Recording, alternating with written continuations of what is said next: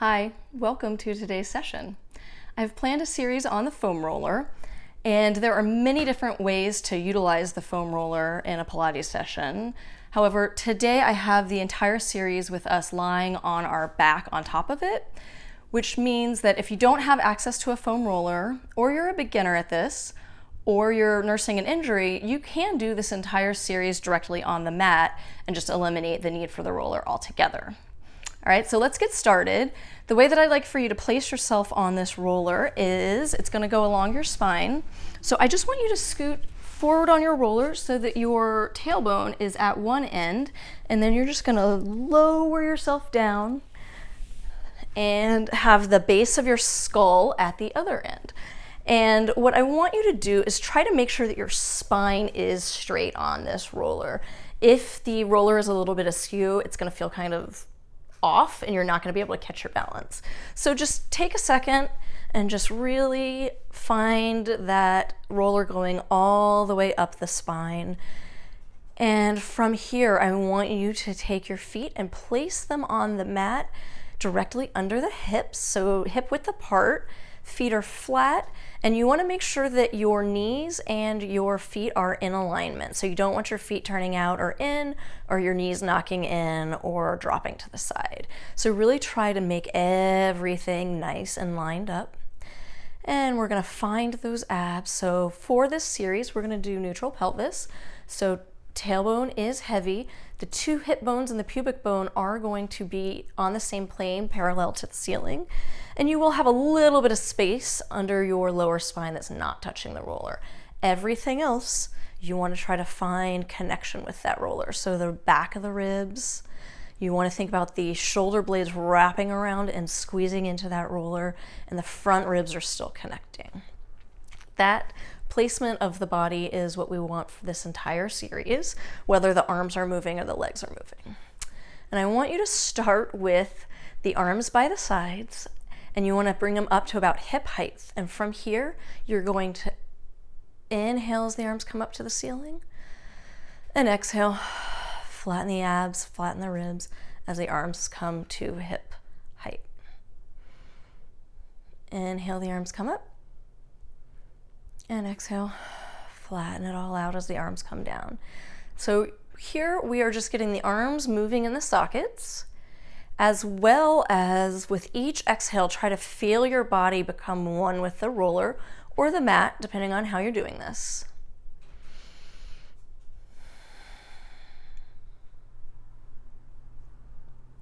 I like to do this with my palms facing each other. If you would like to do it with the palms facing down, that is fine. Just make sure your collarbones stay wide as you do that. Arms up to the ceiling, and from here, palms stay facing each other, ribs close down, so you're going to exhale as the arms reach towards the ears. Inhale as the arms reach the ceiling. And if you have one shoulder that's a little bit less mobile than the other, you're only going as far as the least mobile shoulder.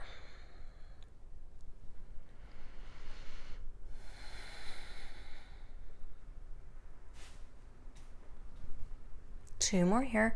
Think about the shoulder blades pulling down the back as the arms are moving. And you're trying to not let the ribs pop, which is why we're doing the exhale as the arms go back. Good. Now from here, palms are still facing each other, ribs still close, exhale, and you're going to squeeze the shoulder blades around the roller to open the arms out wide. And inhale, bring it back to the ceiling.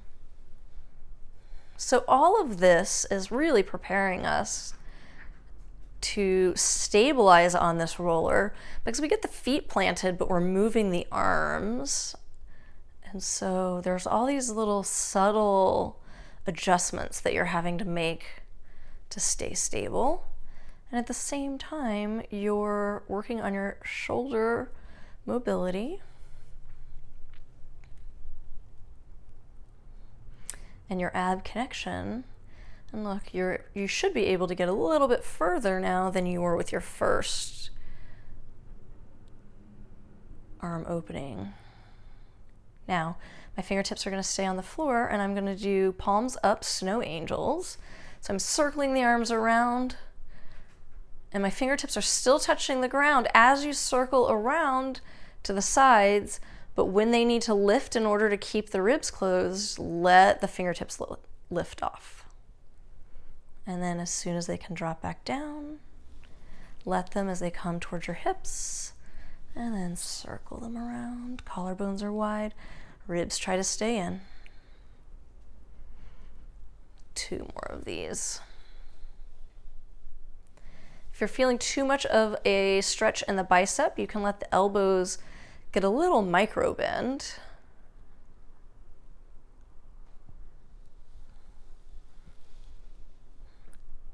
And last one.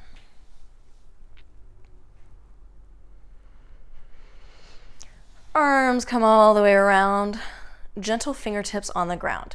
So for this whole next series where our legs are coming off, you want to have your arms helping you stabilize so you don't just fall right off your roller. The wider your arms are, the more they're going to help you, and the flatter your palm is on the mat, the more it's going to help you stabilize. As you bring your hands closer towards your hips or the roller, it's going to get a little bit more challenging. And then as you come up onto your fingertips, it's going to get a little more challenging. And so you can find where that feels stable for you. I'm going to bring my arms to a low V with my fingertips on and just start there. So we're going to start with marches. On an exhale, flatten the abs, and you're going to float one leg into tabletop. And drop it down. Exhale, float the leg up. So we're alternating legs. Inhale as you float it down. And you really want to make sure that you're moving the upper leg bone in the pelvis, and you're not arching or curling from the spine. Once you've done a few of these, you're going to test your balance and bring those arms, palms facing each other, arms up to the ceiling. And you're going to go slow. It's a lot of stabilizing, a lot of focus. One side definitely feels more stable than the other naturally.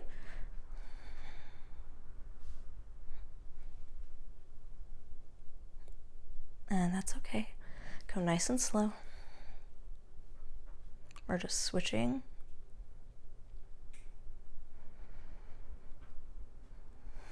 Two more sets here.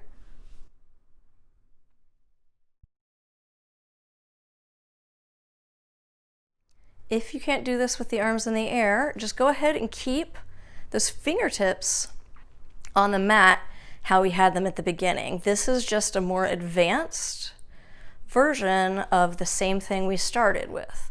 So you're always welcome to keep those arms down on the mat as we did in the very beginning.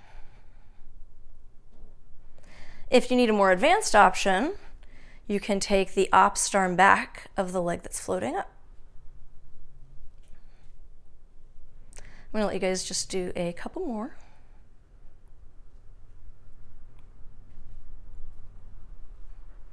Whichever version you're doing. Now we're going to bring those arms back down on the mat. And again, the wider and flatter your palms, the easier it is. The narrower and more up on your fingertips, the harder it is. I want you to bring one leg into tabletop, bring the other leg in to match it. From here, it's the same rules apply as always for our ab series. You want to be moving the upper leg bone from the hip socket. So we're going to do our single leg drops, keeping the 90-degree angle at the knee. Exhale, flatten the abs. And drop one leg towards the mat. Inhale, bring that leg back up. Exhale, flatten, and drop the other leg. So we're going to alternate the leg drops. You get to keep those hands on the ground for all of this. Try to flatten the abs, keep your ribs in, collarbones wide.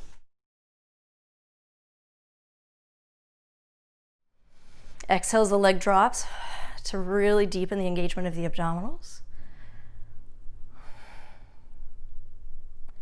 And not let the pelvis move.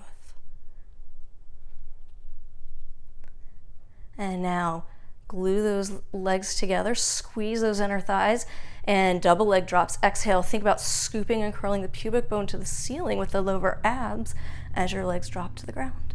And inhale back up. I always like to say, if you can touch your toes to the ground here, you are not doing it right. So I don't expect you to reach your feet all the way to the ground. I want the movement to be precise.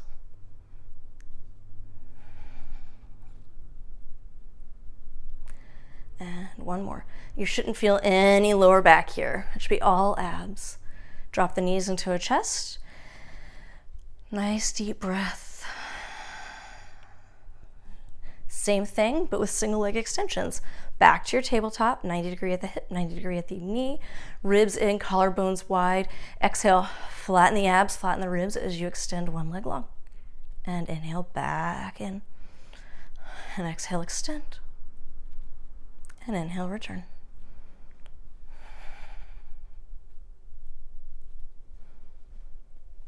Try to keep this out of your lower back, out of your quads, and out of your hip flexors. So nothing in the front line of the leg or front of this hip should be tight, and you don't want that lower back doing the work. You're really trying to use your lower abs to hold the weight of the leg, and the lower abs are keeping the lower back from arching.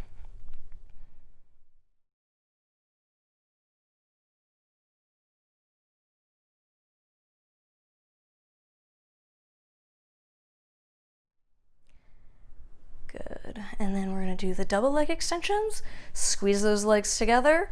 Ribs are closed. Exhale deep in the lower abs. Think about curling that pubic bone to the ceiling. Extend both legs. And bend them in. And exhale. And inhale in. And again, I'm not looking for the legs to be super low. I'm looking for them to extend out as far as they can, keeping the back from arching. If you need to go higher as you go on, that's fine, as long as you're not letting the back arch. And one more here. And drop the knees into your chest and just take a deep breath.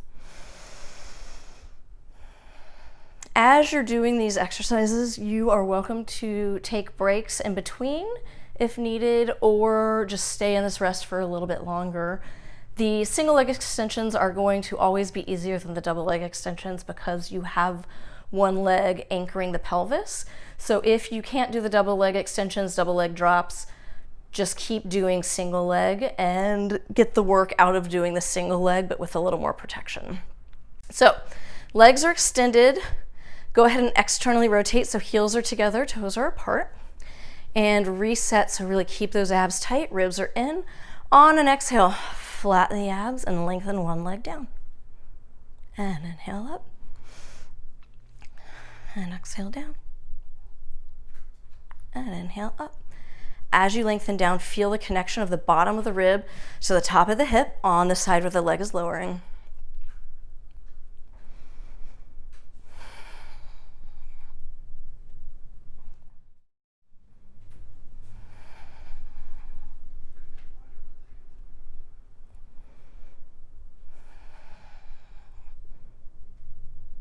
Make sure you're not tensing the neck. Your collarbones are still wide, your shoulder blades are still wrapping.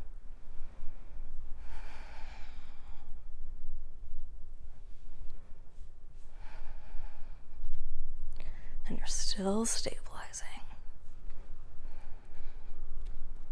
And then, as with the other two positions, now you're going to do both legs lowering and lifting. Exhale, scoop the lower abs, draw that pubic bone up towards the ceiling as the legs lower. And inhale up. Again, it's not about how low you're going. It's about deepening the abs, stabilizing the pelvis, and moving that leg in the socket.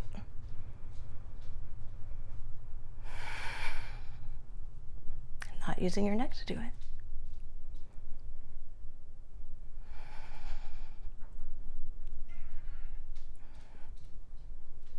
Two more.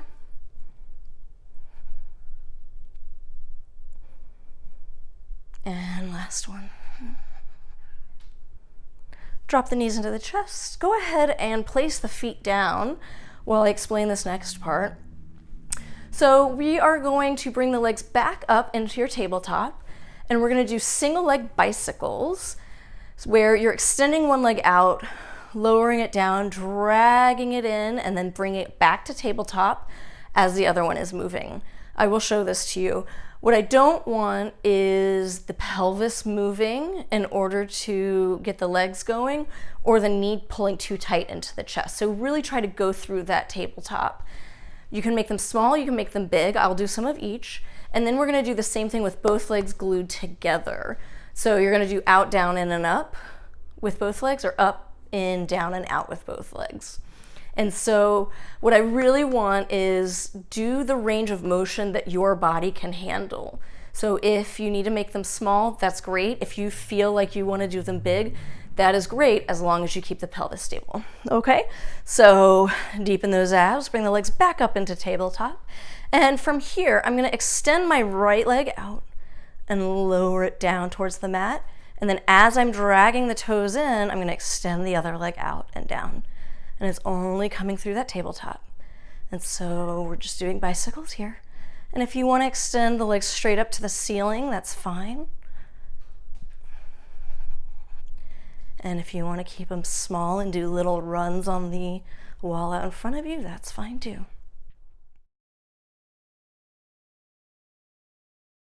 Reverse it now. So let's be back in tabletop. And one leg is going to drop down, slide out along the mat, and as you lift that leg up straight, the other one's going to drop down and out. So again, you can do big ones, as long as you're keeping that pelvis as stable as possible, or you can do little ones.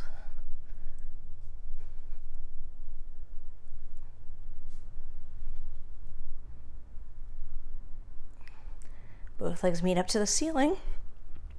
Stay in parallel here, don't do that external rotation. And from here, we're going to reach out and down, and then bend the knees in, and then drag them up to tabletop. Extend to the ceiling, and down, drag them in, and tabletop. Up, diagonal, heels to the booty, up to tabletop. One more in this direction.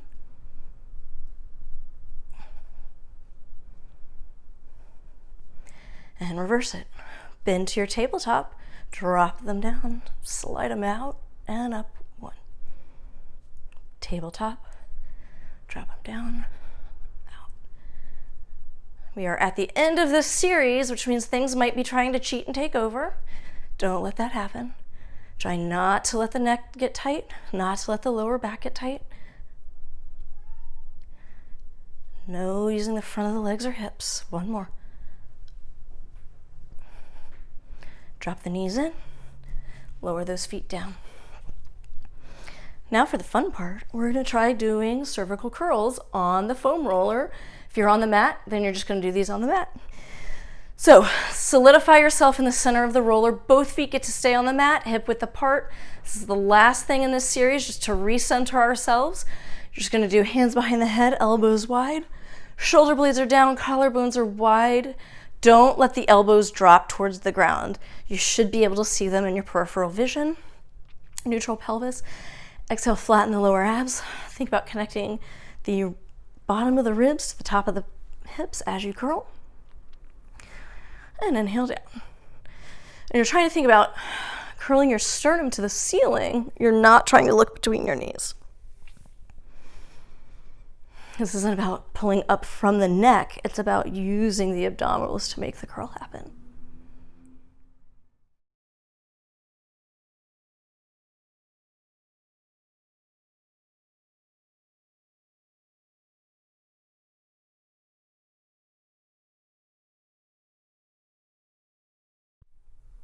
Two more here.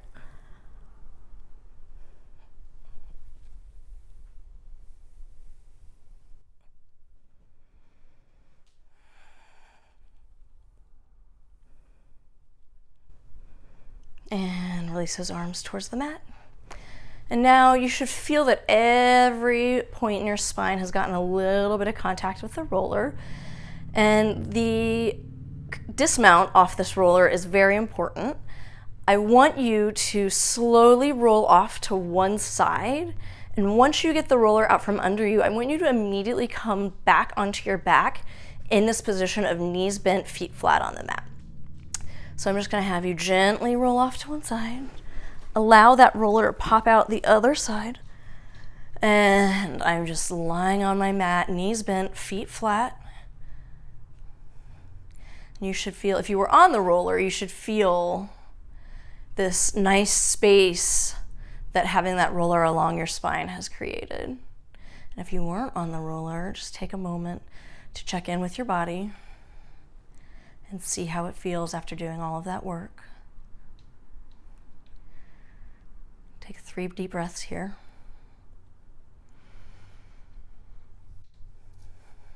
Collarbones wide.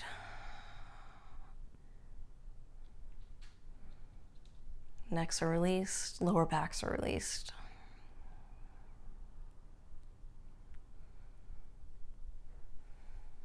Good. And just hug those knees into your chest, gently rock side to side. And come sitting up. So that was the first of what will be many foam roller series. So that was the foam roller lying on the back. And like I said, if you did that on the mat, you should have still felt a lot of abdominal work. You didn't have to have the roller, but it did add a little bit of extra stabilization. And I hope that you were able to find your abs connecting to hold you there instead of using any of those other parts, the back, the hip flexors, the quads, the neck, which should be relaxed that whole time. All right, I will see you next time. Hope you enjoyed it.